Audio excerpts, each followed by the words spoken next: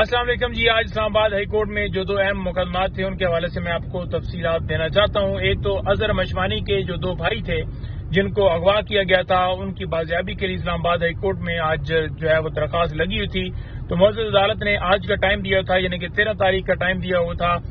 کہ ان کو ہر صورت پیش کیا جائے, کیونکہ یہاں پر لوگوں کو اٹھایا جاتا ہے, اغوا کیا جاتا ہے, پھر غائب کر دیا جاتا ہے, کسی کورٹ آف لا میں پیش نہیں کیا جاتا. اگر کوئی مقدمہ ہے یا کوئی کیس ہے تو ان کو اس میں جو ہے وہ کر کے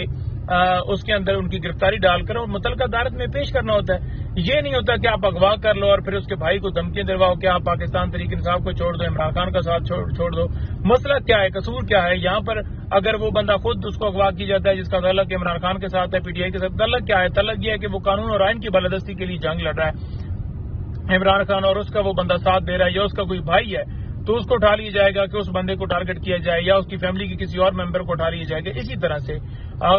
مشوانی صاحب کو توڑنے کے لیے اس سے پہلے بھی ان کے بھائیوں کو اغوا کیا گیا کہ کسی صورت وہ جو ہے آئین و قانون کی بالادستی کے لیے جو عمران خان کے ساتھ کھڑے ہیں یا وہ چاہتے ہیں کہ ہمارا ملک حقیقی معنوں میں آزاد ہو, تو اس کے لیے جو وہ جنگ لڑ رہے ہیں اسے وہ پیچھے ہٹیں, تو ان کو اٹھایا گیا. اسی طرح سے پھر وہ آپ کو پتا ہے کہ جیسے بازیابی اب یہی ہوا کہ ان کو اٹھایا گیا اور کسی جگہ کے اوپر جو ہے پیش نہیں کیا جا رہا ہے. آج معزز عدالت نے جو سیکٹری داخلہ ہیں اور سیکٹری جو اس کے حوالے سے ڈیفنس کے ہیں, اس کے علاوہ جو اسلام آباد پولیس کے آئی جی ہیں, ڈی جی ایف آئی اے ہیں, ان تمام کو طلب کیا 15 تاریخ کو کہ آپ آئیں اور اس کے اوپر جواب دیں. توہین عدالت کی کارروائی کا عندیہ دے دیا ہے, آغاز کر دیا ہے معزز عدالت نے. اور ساتھ میں آپ کو یہ بتانا چاہوں کہ جو ہمارے وقاص جنجو ہے انٹرنیشنل میڈیا کے کوآرڈینیٹر تھے, ان کو بھی آج رہا کرنے کے حوالے سے جو ہے وہ حکم دیا گیا ہے. آج ان کی ضمانت اسلام آباد ہائی کورٹ میں لگی ہوئی تھی, ضمانت کی درخواست, اور اس کے اوپر معزز عدالت نے فیصلہ دیتے ہوئے ان کی ضمانت کنفرم کی ہے اور ان کی رہائی کے احکامات جاری کیے ہیں. مختلف لوگوں پر مختلف مقدمات بنائے گئے. آپ کے سامنے پتہ ہے کہ رؤف حسن صاحب کے اوپر دیگر جو ہمارے وہاں پر ورکرز تھے جو کام کرتے تھے, وہاں پر کوئی سٹاف تھا, کوئی صفائی کرنے والا تھا, کوئی جو ہے وہ چائے پلانے والا تھا, کوئی کمپیوٹر والا تھا, کوئی تصویریں بنانے والا تھا, ان کو اٹھا لیا گیا تھا. اور اسی طرح سے مقدموں کے اندر امپلیکیٹ کیا جاتا ہے کہ یہ ان قدم ترہیموں کے ساتھ تعلق ہے, وقاص جنجوہ صاحب کا تعلق ہے, یہ بارودی مواد خریدتے ہیں, یہ کرتے ہیں, وہ کرتے ہیں. کوئی ایویڈنس جب نہیں ہوتی تو تب ہی معزز عدالت دیکھتی ہے کہ جو یہاں پر سیکشن لگائے گئے ہیں وہ نان بیلیبل ہیں, اور ان کا کیا اس کے اوپر اطلاق ہوتا ہے جو اس نے جرم کیا ہے, کیا اس جرم کے حوالے سے واضح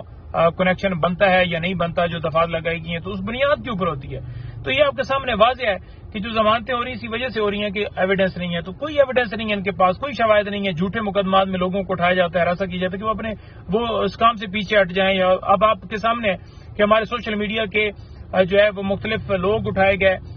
ان کی فیملی والے اٹھائے گئے, اور اسی طرح سے یہ سلسلہ جاری ہے. چاہے یہاں پر کوئی ایم این اے ہو, چاہے وہ یوتھ کے کسی ریجن کا پریزیڈنٹ ہو, مختلف آپ گرفتاریاں دیکھ رہے ہیں, آپ اغوا دیکھ رہے ہیں, وہ سارے چل رہے ہیں. گرفتاری کا یہ ہوتا ہے نا کہ کسی مقدمے میں آپ نے اٹھا لیا, آپ نے اس کو